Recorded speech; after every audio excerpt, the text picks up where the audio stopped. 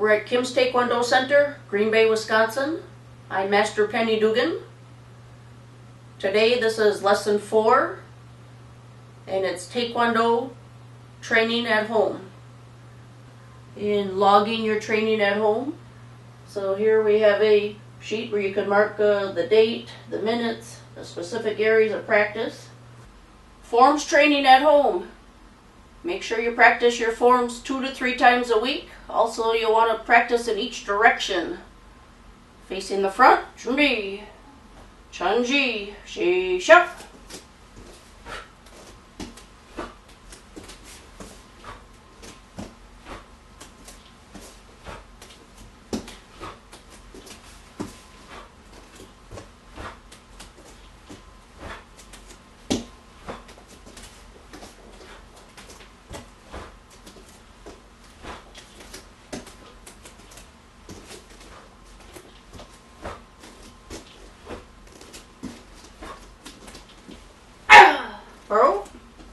Shut.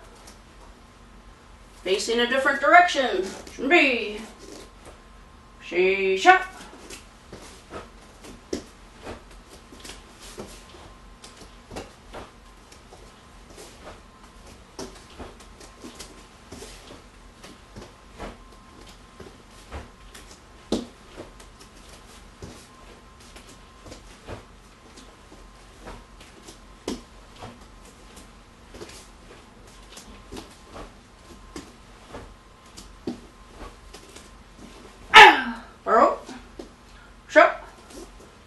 Another way to practice blocks is across the floor. 준비. Middle block punch.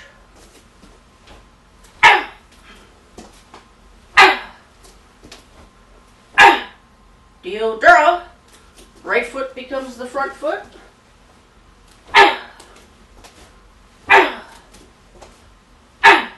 Deal draw means about face. This time middle block punch.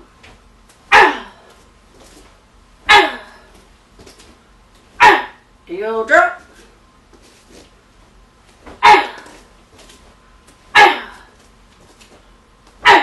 Deal drop. This time middle block elbow.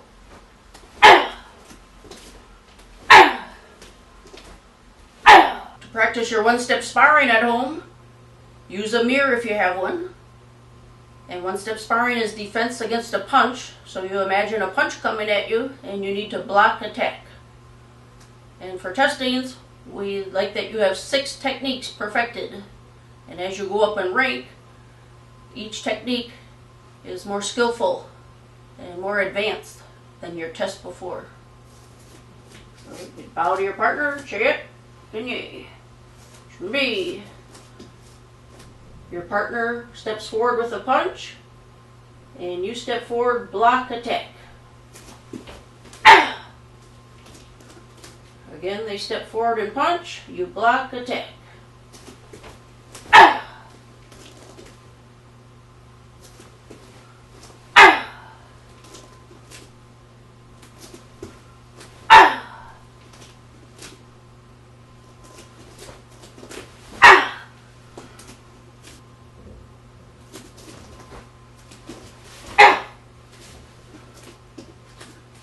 Now a more advanced technique.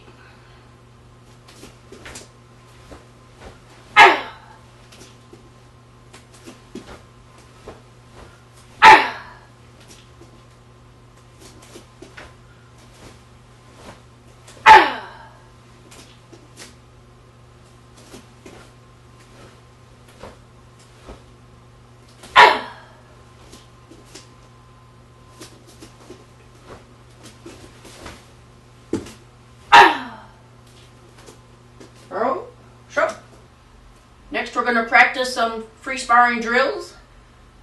When students are getting ready for a tournament, we like them to know what offensive strategy is and defensive strategy. So first, we'll start with some drills that you can practice using an offensive strategy. So, start in a fighting stance. Pretend you have an imaginary opponent and you're in a sparring ring. You want to be light on your feet. That way you're quicker. Offensive strategy is you go after your opponent with different kicking combinations and hand combinations.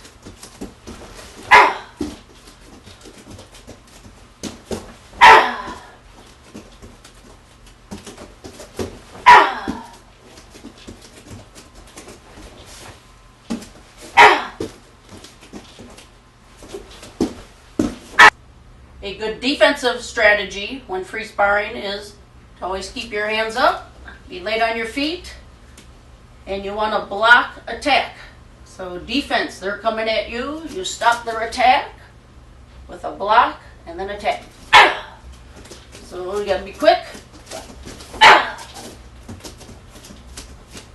Block.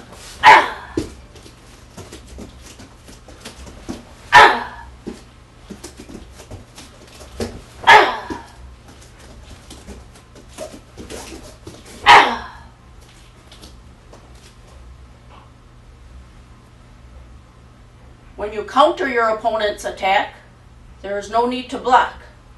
You simply turn as quick as you can and strike back.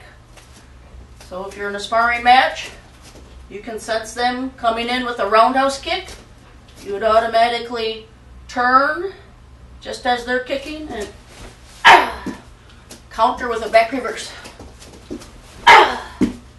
Another counter is with a backside kick.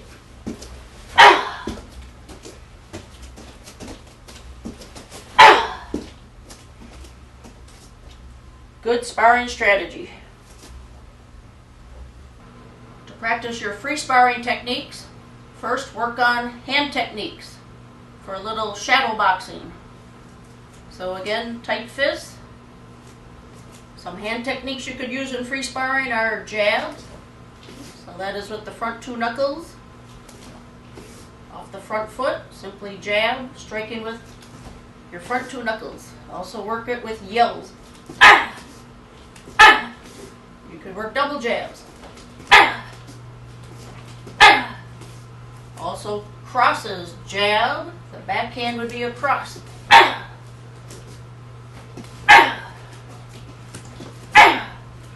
And you could work up different combinations.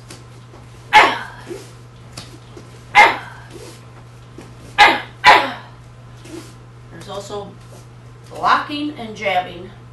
A strike comes at you, block, attack. Work up combinations.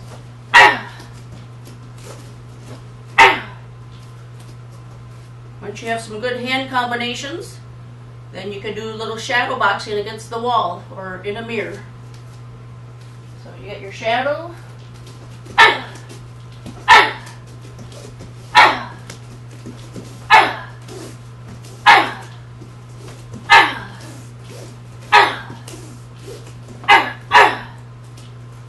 So try to do matches of 30 seconds, 1 minute or more.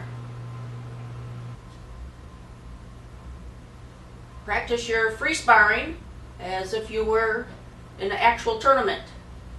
So call it shadow boxing, kickboxing, whatever it may be, but our tournament rules are you can only punch to the body, you can only kick the body and the head.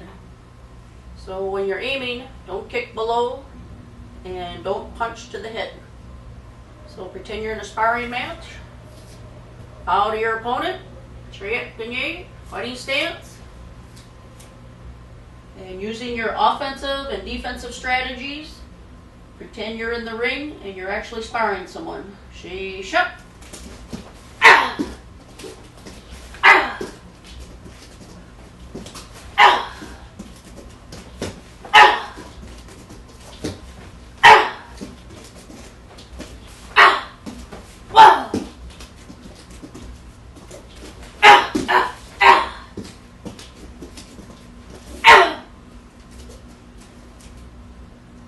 And do matches of 30 seconds, 1 minute, 2 minutes. Build up your endurance. Next, if you have targets at home, a heavy bag, or mats, that is good practice for your power and accuracy. So again, when you're using targets, you should be using full power. Start with the basics and work yourself up. So, punching technique.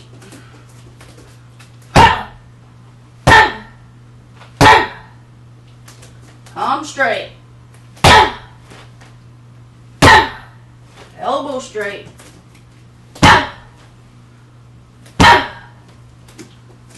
Hammer straight.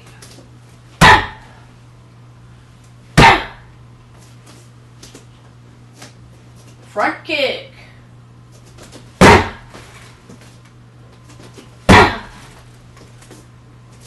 Side kick with the heel.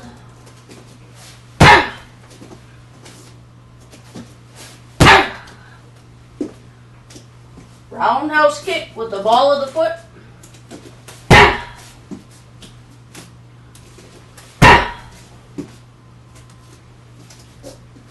Step side kick with the heel.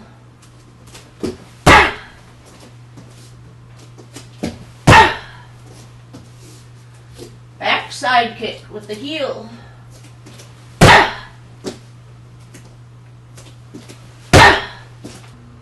At Kim's Taekwondo Center, we also practice falling technique. It's part of our judo training. So the very basic falls include front fall, back fall, and side fall. So this is to protect your body from getting injured or broken bones.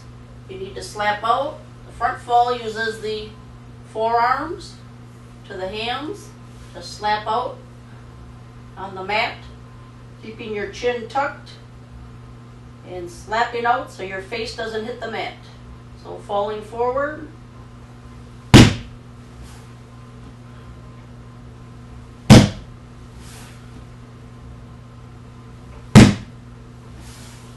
For back fall, the forearms strike down at a 45-degree angle. So not 90, 45. Your chin is always tucked to your chest. And fall backwards and break your fall. Chin is tucked so your head does not touch the ground.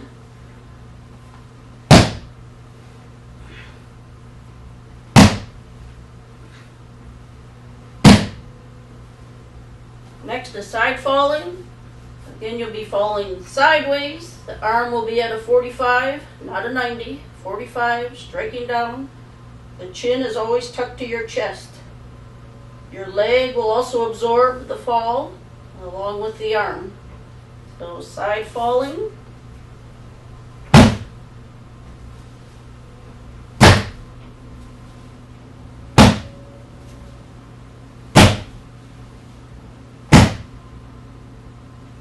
Practice falling in case you were to fall on the ice or get pushed down or shoved down. Finish up your workout with some stretching exercises. And while you're doing that, you might want to practice your terminology. That will help you get ready for your next promotion test.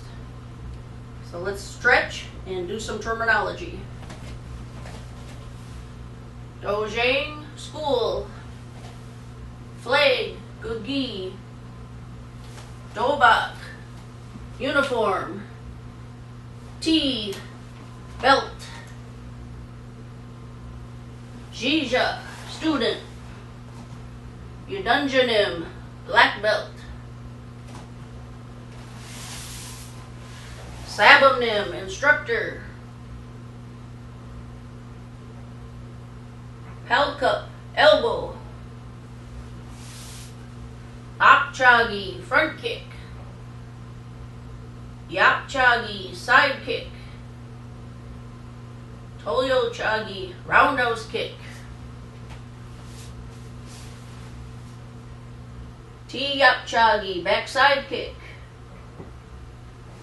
T-toyochagi, back reverse kick.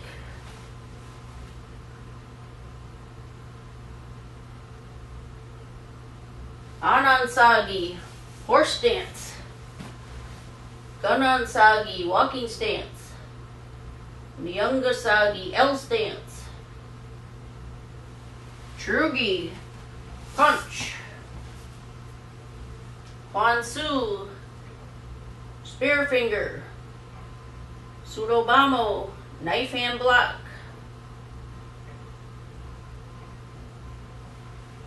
So, always finish with some stretches, practice terminology, and keep up your training at home. Thank you.